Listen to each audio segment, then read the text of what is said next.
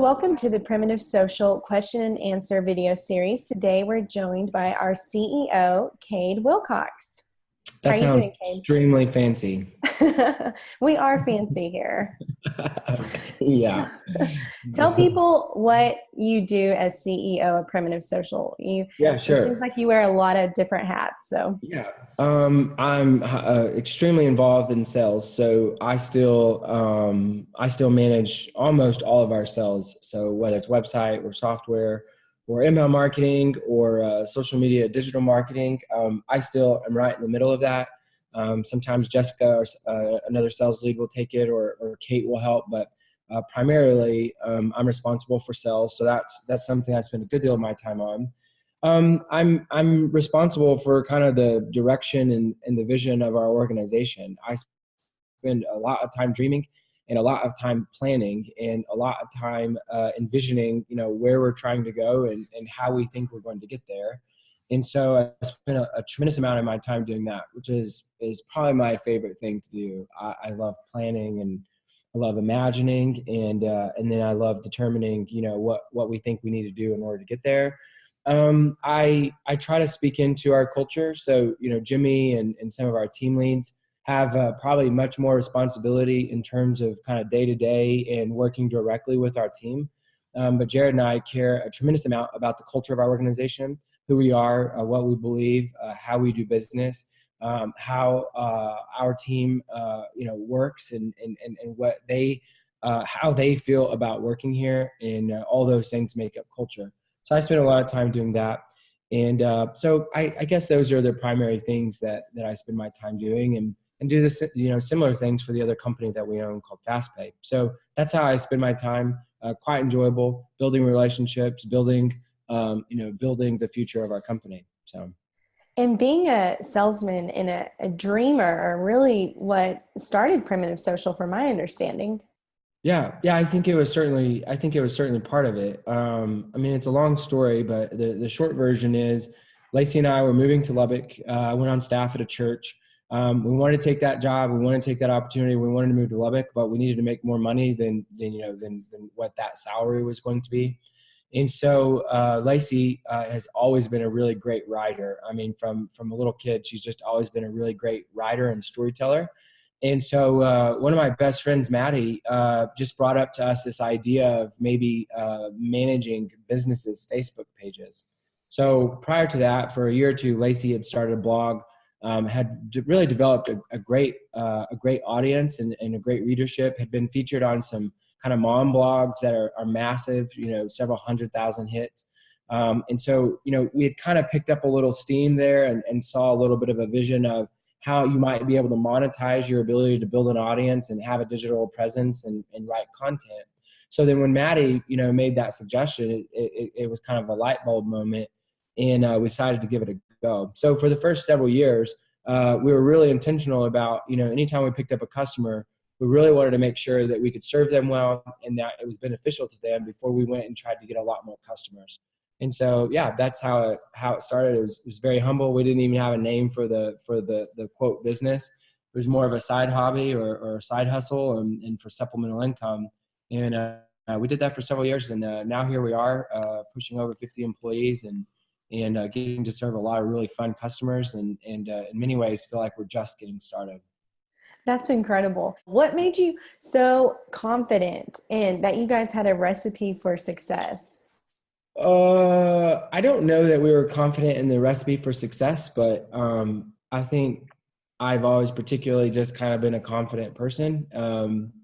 So yeah, just not afraid to try things. I mean, I've always been a dreamer. I've always been a planner. I've always enjoyed, just starting things. And so I don't know that we had a lot of confidence in our skill set as much as it was we just, I don't even know at the time we knew that, I really enjoyed entrepreneurial endeavors, or that I had an entrepreneurial spirit. But that opportunity brought that out in us. And so I think the fact that we just weren't afraid of failure, we weren't afraid of trying something. We were really motivated by the fact that these businesses were spending their money with us. And so we kind of would have rather died than lose mentality. And so because we were so committed to making it work, I think that, gave us a lot of confidence. I mean, failure wasn't really an option in our minds, right? I mean, we're like, okay, these people are paying us their hard-earned money to support their business. We're going to do everything we can possibly imagine to help them be successful. And so, that's really kind of the approach that we took. So when did you kind of take it to the next level? Would you say that's when Jared came on board? A couple of things happened. Yeah. In God's providence, it all kind of merged together around the same time. So one thing that happened is, there are so many things that kind of merged at one point. I mean, one thing that happened is we started to pick up a lot of momentum. I mean, we went from just a couple of clients to, almost a dozen clients. And it got to the point where, we had 2 kiddos at that point. I was working full time at the church. All I ever did is go and get the customer and sell them our services, and then, would hand them to Lacey, and Lacey did all the work. And so once we hit about 10 or 12 clients, it got to the point where it was like kind of too much. And so, that was one thing that, kind of started to happen, and we started to kind of reflect on. One of the biggest things that happened is my same friend, Maddie, who helped us really start the business. We talk regularly and are really good friends and have been for a really long time. And we were talking about, our business one day, and he called it a hobby, and in my head, I'm super competitive. And in my head, I'm like, it's already a business, we're making money and we have customers and it's a business. And he was right. I mean, it was more like a hobby, more like a side hustle than it was a business. And it kind of pissed me off. And so when I started reflecting on, what he said and what he meant, I'm like, you know what, he's spot on. So I'll never forget this. I was driving to Ruidoso with my dad. He did a lot of work in Ruidoso at the time. And I had a yellow legal pad, and I'm like, okay, he's right. And so I started thinking about a couple of things. I thought, first of all, what makes a business? This is not necessarily the right answer, but at that time, to me, it was, okay, well, you have to have sales goals. We've never had any sales goals. We just pick up a client here or there organically and just kind of, do it that way. And we started to set sales goals. And so that was one thing that happened is we had never been intentional about our growth. It was always just accidental or organic. And so one thing that changed is we said, nope, we want to do $100,000, we want to do $250,000, and we want to do $500,000. And it's fun in hindsight, we crushed that. So in 2014, so that was in 2013. In 2014, we did $100,000 in revenue, or 98,000. So we nearly hit our goal of 100. In 2015, which the goal was 250,000 in revenue, we did 460,000 in revenue. And then the next year's goal was 500,000, and we did, 1.6 million. And so, we blew those goals out of the water, but that's what changed. We started thinking about it in terms of a real business. The other thing we started thinking about is like, okay, it's just Lacey and a couple of customers. So how do we have more intentional sales goals? And then number 2 is how do we build out our organization? How do we start to define our organization in terms of systems and processes, how we communicate and manage our customers, the technologies and tools that we use? How do we start building out a team? It was very clear that I couldn't do any more because I had a full-time job. And it was also very clear that Lacey needed support. And so we started building out our team. So we started thinking about, okay, how do we make this more of a real organization? So here's what's super cool. And it was one of the really, kind of the most important defining moments of Primitive Social's history up to this point. So at that same time, Lacey and I start thinking about our company as a company versus side hustle. And we start really picking up some steam. We hire a couple of people. In fact, JJ was one of our first employees. He's still here with us 4 years later. He just celebrated 4 years last week. And so we hired JJ. My assistant at the time moved from being just my assistant at the church to also working within the company. So we started kind of building our team. I was doing CrossFit, and so was Jared, and we did not know each other. So we went to the same church. We started doing CrossFit together, but never met before. So one day after a workout, I overheard Jared talking to another guy in the garage about a website. Well, Lacey and I, when we had a customer who had websites needs, always outsourced it to freelancers. To be honest with you, that was a miserable experience because what happened is I would sell the website and therefore it would be my relationship, but I had no control over the timing of the project, over the quality of the project, over any of that. And so if a project went south, and a lot of them did, it really was on me. And I felt very uncomfortable with that. And so when I heard, Jared and this guy talking about a website, I thought to myself, I wonder if Jared wants to partner, at least he's in Lubbock. And so I said, hey, here's the deal. We sell websites from time to time. Would you be interested in doing a project together and, seeing how we work together? He said, sure. So within like a week, we were doing our first project together, and it was just a home run. I mean, it was just a home run. I mean, he was exceptionally good. I mean, the thing is, like, Jared and I are extremely different, but we're alike. We're also alike in a lot of ways. In fact, we're more alike, I think, than my own twin brother. But we both love work. We both love setting, goals and being aggressive. We both love like building things. We're both obsessive about communication in terms of promptness. And so all the things that I really struggled with freelancers were the exact opposite with Jared. So what we decided to do is just do projects together. So if I landed a project, I would coordinate with him. We'd put together a proposal. Primitive Social, which at that time we finally had a name. Primitive Social would make its money, Jared would make its money, and we would do the project together. So then we started doing that so much, basically we started functioning like Primitive Social, but Jared still had his business, and he still worked full time for his family's business, which he had done for nearly 15 years. And so we did that for a while. I had a business coach, his name's Jason Blummer, a really, really great guy, very, very helpful in those very early kind of informative years of Primitive Social, where we went from kind of a hobby to trying to become a real business. And we brought him into Lubbock, and we did kind of a small retreat in our 1214 office. And at the time, Jared and I were working together, but he was Clever Melon and we were Primitive Social. And Jason Blummer asked this amazing question, and because we were processing whether or not we should officially become business partners. Both Jared and I had always just heard nothing but horror stories as it relates to business partners, so we're very, very cautious in terms of how we were pursuing that opportunity. And Jason Blummer asked this really, really great question. And he asked us, are you better together or apart?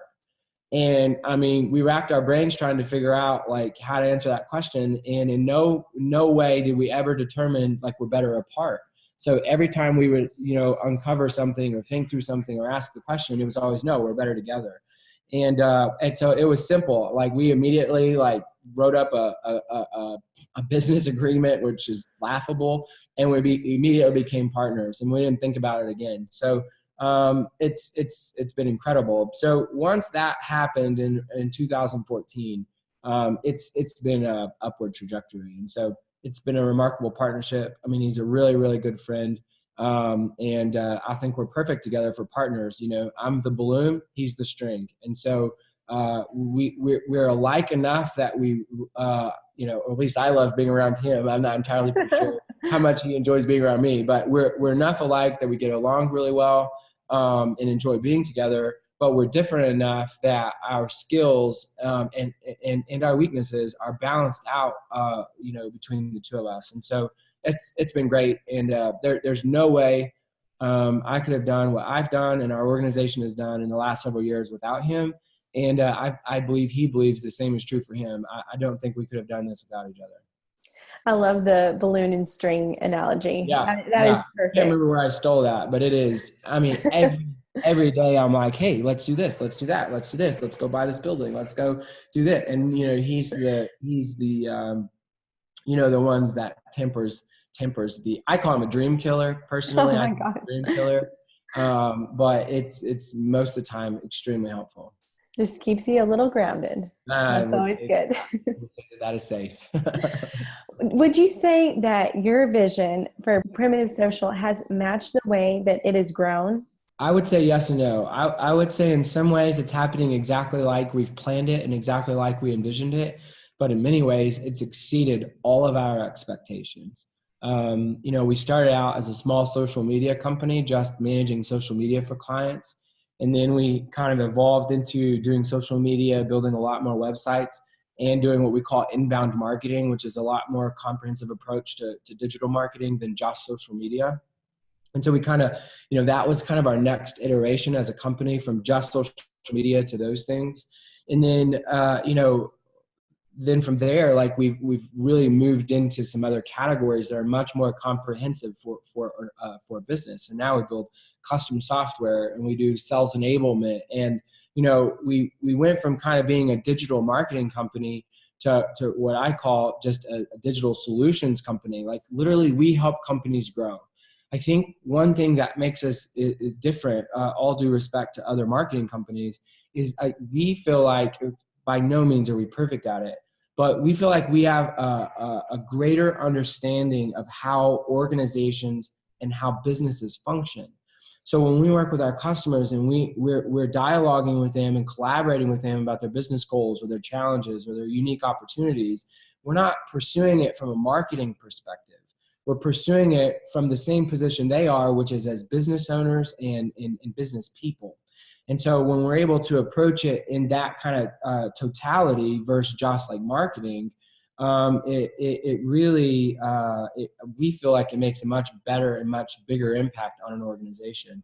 And so in that sense, I never dreamed of that being the case. I never dreamed we would be able to grow a company. We'll do over $4 million this year. I never dreamed 4 or 5 years ago, well, less than that, 3 years ago, that we would ever become that, but we have. And in that process, we've done some really stupid things and have failed at some things, but we've learned from them and we've done some really good things. So when you take the things that you really messed up in, that you failed in, and you take the things that, we made the right decision here and here's what we learned from that, and you bring those things together, the totality of that knowledge and wisdom really serves us well when we're trying to serve our customers. So yes, we are doing exactly what we wanted and planned on doing and had set out to do. But, in many ways, in a lot of ways, really, it's far greater than what I even dreamed, which is exciting because it's like, okay, my dreams are too small. You know what I mean? They're way too small. So we got to think bigger. We got to dream bigger. We got to work harder. We got to expect more and, push kind of beyond where we thought we were even capable of getting. And that is really, really fun. What keeps you hungry just like that to grow your company? I mean, you just recently added on a software team, so you're taking on these big software projects. Where does that drive come from? That's a good question. I would say one thing is being from Nazareth, very small rural community. I saw modeled for me my entire life people who knew how to work, were committed to their work, and were extremely hard workers. My parents being two of them, my favorite human ever, my granddad, they modeled for me and others, they modeled for me what work looks like. And so I think I've always been a hard worker, and it was because I had people modeling what hard work looked like. And so I think that's connected to your question because I just love working. I mean, I think that's why Jared and I have got along. I mean, work for many people, work is a burden. It's a burden. It's a necessary evil. I think there's a lot of problems with that. First of all, we probably don't have time in this call. I think, from a Christian worldview and theologically, that is not accurate at all. I don't think that's the Bible's position on work. Work is not a necessary evil. It's a good thing. And so that's important to us. And because it's important to us, work is not a burden, and therefore it's an enjoyment. And when you enjoy something, you want to do it, right? And so I think that motivates us and drives us. We understand that work is very important. And not only is it important, but we have a great appreciation and enjoyment in it. Not always, not every day is good. Work is not always easy or fun or exciting or whatever. So I'm not trying to sound like that. But because we fundamentally believe it's a good thing, it's motivating. And so you're constantly trying to evolve and get better and things like that. The second thing is I've always been a dreamer. I mean, from the moment I was a little kid, I was dreaming. And most of my dreams do not come true. A lot of them have. And so I thrive when I'm getting to create and to dream and to imagine. And, not just dream, dreaming is one thing, but then never doing anything about that is an entirely different thing. Right. And so I think that one thing that motivates us is we don't want to just be the people who are always talking about what we want to become or what we want to accomplish or where we want to go. We want to do that, right? Dream and imagine and plan, but then we want to execute. We want to be doers. I think another thing that motivates me is I absolutely love hiring people. I love building our team. If money grew on a tree, we would just keep hiring. Like I love building a team. I love the responsibility that we have of providing for our team. That's a lot of fun. And those are the things that make you want to wake up in the morning and be a part of, all the fun work and not settle on what is, but, always be thinking about, what could become, who can we become that serves our customers better, that is better for our team, that's better for our city, that, all these things. So that's Absolutely. what I think of. That was a great answer. Now, you're doing some great work right now. Do you want to talk about what you have planned for the future of Primitive Social from here? Yeah, sure. This is probably obvious, but we want to keep growing, not just for growth's sake, but growing creates a tremendous amount of opportunities, right? The more sophisticated, the more expertise you have in something, the greater opportunities that are provided for you to work with different kinds of clients. So one of the things that we take a lot of pride in is we work with companies that are a mom and pop, shop of 2 employees, all the way up to, massive companies and everything in between. And we feel like that's made us better because we can have empathy for a variety of different types of businesses and sizes of businesses and goals and objectives that those businesses have. And so that's really shaped us and put us in a great position to understand and therefore be able to provide a service that is meaningful and impactful to those businesses. And so what that's allowed us to do is go from being a marketing company to really a solutions-oriented company that works with businesses. And in many ways, like we do a lot of digital marketing. We do a lot of software. We do a lot of website. We do a lot of social media. But more than anything, we consult. We support a business in the entirety of their organization. And increasingly so, as we develop relationships with our customers. And that is probably one of the most exciting things to me about our future is, people say, well, who are your marketing competitors? It's like, well, we're not a marketing company, so we don't have a lot of marketing, competitors. Mm-hmm. We help organizations accomplish their goals, solve their challenges, or capitalize on the opportunities in front of them by creating solutions that oftentimes are digital, right? And so that's where we're headed. And that's where the economy is. That's where business is headed. So that's where I'd like us to go. I see us having, 100 plus team members in the next couple of years. I see us, one of the exciting things to us is almost all of our work is here in Lubbock. And so we've been able to grow, what we think is a great company just in Lubbock, Texas. But the fun thing is our work, our services are virtual. Like we can do the work that we do for anyone, anywhere. And we do, but the vast majority of it is here right now. But we want to grow outside of our region. And so we see having offices other places, either virtually or physical, just like our one in Lubbock is. But we're really committed to this. And we think we're just getting started. And we think the next 2 to 5 years is going to be really, really, really exciting. That's exciting. I know a lot of our team members get so pumped up when they think about Primitive Social having another office somewhere. So yeah. That'll be cool to see. Yeah, maybe it'll be somewhere with water, trees, and mountains. Absolutely. We'll have to go visit. So now we're moving a little bit away from the Primitive Social side, and we're going to talk more about you now, which I know you're probably very excited about. Probably as excited as Jared was. Can you describe yourself in a couple of sentences? I don't know. I guess when I think of myself, I'm like not very fun. I'm kind of serious. I like to work. I'm pretty boring. I absolutely, love being with Lacey and Case and Selah. Particularly playing golf with Case is one of my more enjoyable things to do.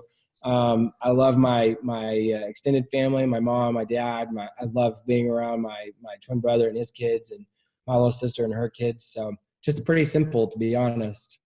That was perfect. See, not hard at all. Now, do you have a daily routine that you follow? I have one in my head, and I follow it. I'm going to say 70% of the time. And then the other 30% of the time is not followed. But I try to wake up early. I like getting to the office before anybody else, mainly, so I can work without distraction for a few hours before things, start trickling in. So I get up here, or try to get up here really early.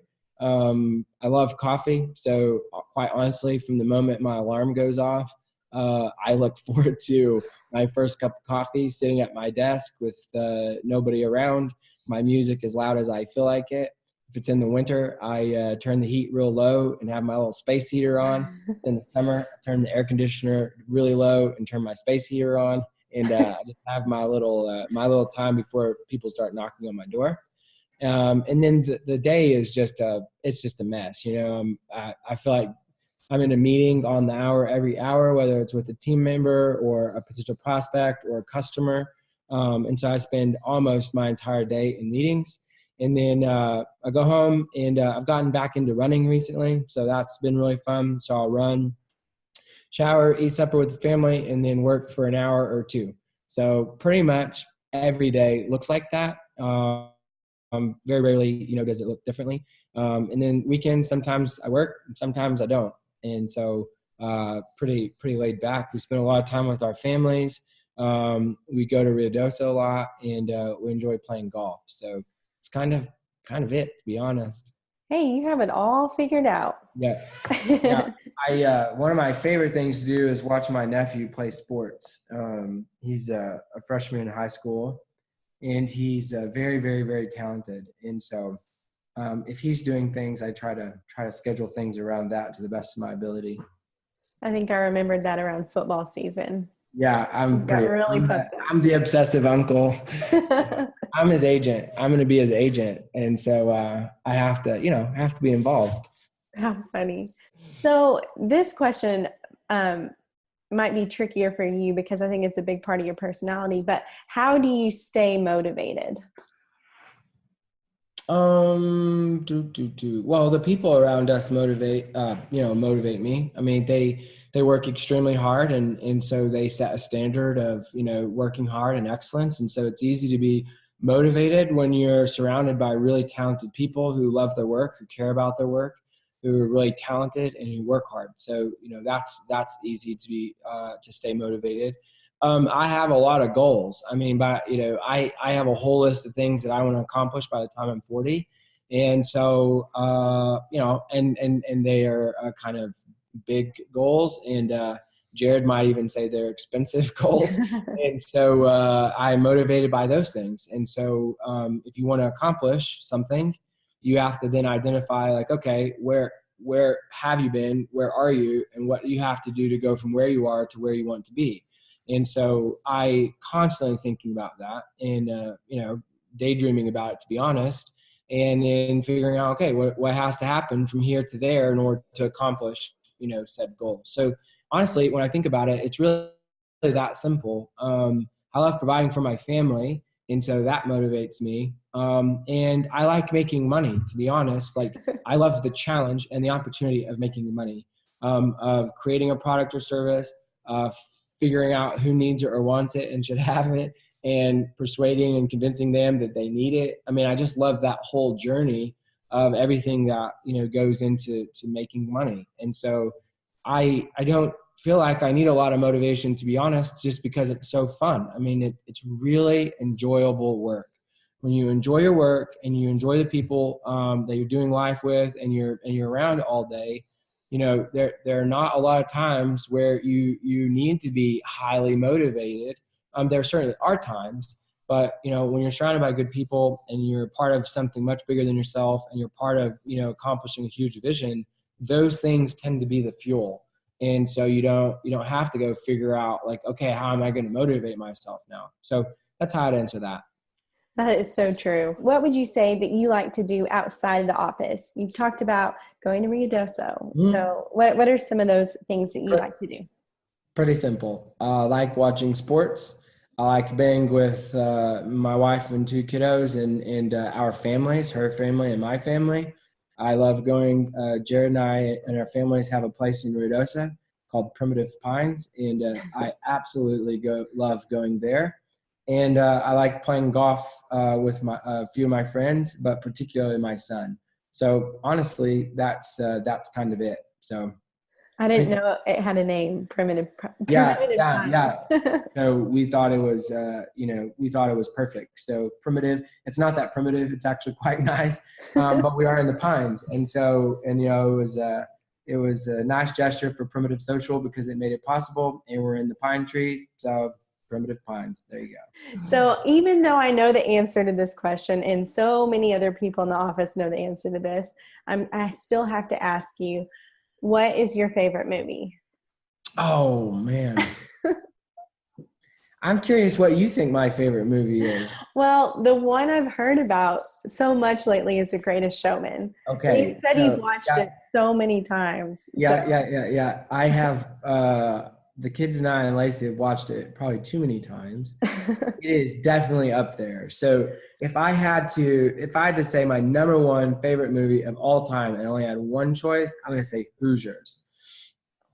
Hoosiers would take the top spot, but there's a lot of really good ones. So Braveheart, Gladiator, Rudy, my son and I, and don't judge me that I let my 6-year-old watch Rudy, without language in it, but we love Hoosiers, we love Rudy.